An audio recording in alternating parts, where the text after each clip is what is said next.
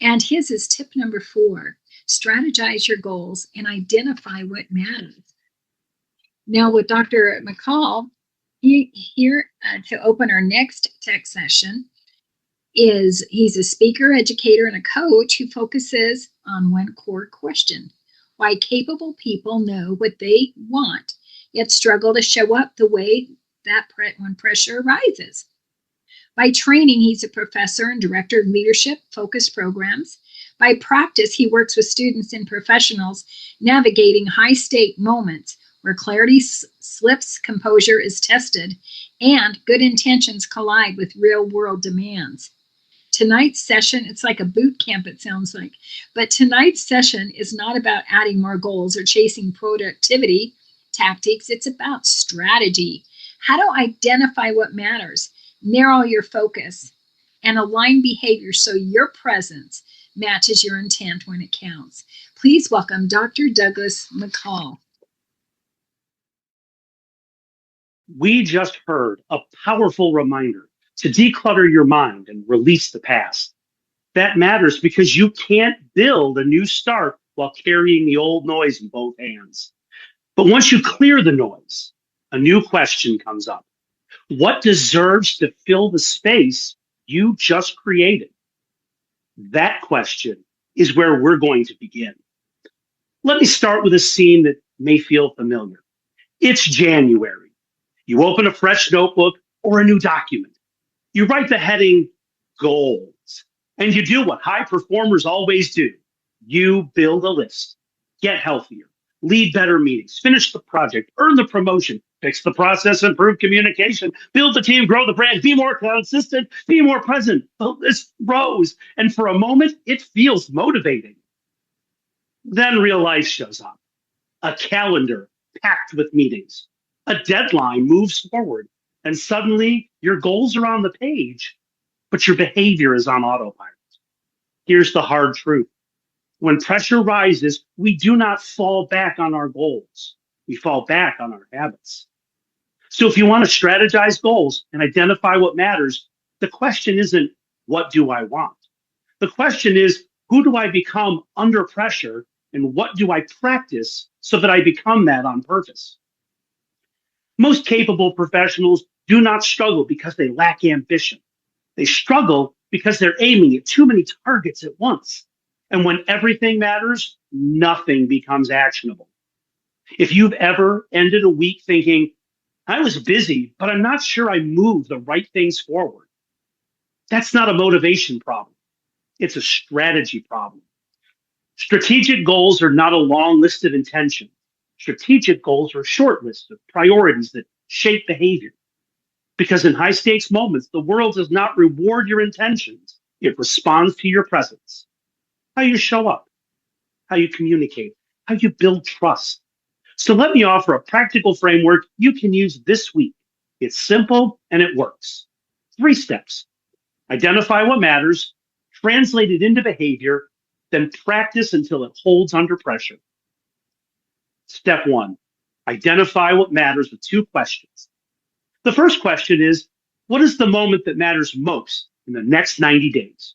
Not the dream, not the 5-year plan, the moment. It might be a high visibility presentation or perhaps a leadership transition. Just pick the moment. Because your goals become real when they have a context. If you don't name the moment, you default to generic goals. And generic goals don't survive real pressure. So name the moment that matters. And then ask yourself, what does success look like in that moment? Not in outcomes, but in how I show up. This is where most goal setting breaks down. We set outcome goals, but pressure doesn't respond to outcomes. Pressure reveals patterns. So instead of saying, I want that meeting to go well, define success as something observable within your control. For example, in that meeting, I will present my ideas with more clarity so that participants walk away with a clear picture of next steps. This is how you identify what matters. You name the moment and you name the way you intend to show up in that moment. If you have trouble coming up with something, try focusing on one of my 5 C's of executive presence. Confidence, clarity, composure, connectedness, and credibility. If you're not sure which one to pick, ask yourself, which one, if strengthened, would improve the others? For some leaders, that might be clarity. If you become clearer, confidence rises. Teams engage faster. Credibility strengthens because expectations are precise. So pick one. Now that you have your moment and your success measure, we move on to step 2, translate what matters into one primary behavior. This is the step where you move from insight to execution. If you want goals that survive pressure, you have to translate them into a behavior you can actually practice and repeat. Not be more confident, but you've already chosen a focus for the moment that matters. Now choose a behavior that expresses that focus. And just one behavior, you high achievers out there, not 5. Make it specific enough that someone could watch you and say, yeah, I see what you did there. For example, if the focus is clarity, here's a strong behavior. Before a high stakes conversation, write your message in just one sentence. Not a paragraph, not bullet points, just a sentence. Because if you can't state it in one sentence, you don't own it yet. And if you don't own it, you'll drift off point when the pressure shows up. That's it. One focus, one behavior. Now your goal has teeth. Let's move on to step 3. Build a practice rhythm that makes it real.